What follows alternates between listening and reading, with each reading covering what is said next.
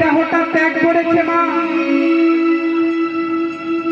দেবাদিদি মহাদেব আর কোনো কথা শুনলেন না, সঙ্গে সঙ্গে মাথার থেকে একটা জোটা ছিঁড়ে আর মাটির মধ্যে আছাড় মারল। আর সেখান থেকে একটা অসুরের সৃষ্টি হলো, যার নাম বীজভদ্র।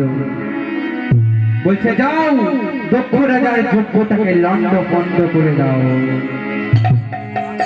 আর সেই বীজভদ্রকে কি করলেন দেখুন মা, যে পরে সেই দক্ষ রাজার যজ্ঞটা যেখানে হচ্ছিল সেখানে গিয়ে প্রথমে প্রস্তাব করে দিলেন। যজ্ঞটা নেমে গেল, যজ্ঞটার মধ্যে প্রস্তাব করে দিয়েছেন, যজ্ঞটা নেমে গেছেন। ছুটে এসেছেন দক্ষ রাজা, আর যেই দক্ষ রাজা ছুটে এসেছেন আর সঙ্গে সঙ্গে ত্রিশূলটা চালিয়ে দিয়েছেন বীরভদ্র। দক্ষ রাজার মুন্ডুটা ছেদন হয়ে গেছে।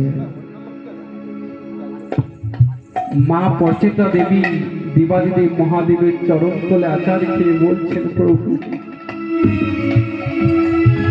আমার স্বামীকে ফিরিয়ে দাও, আমার স্বামীকে ফিরিয়ে দাও।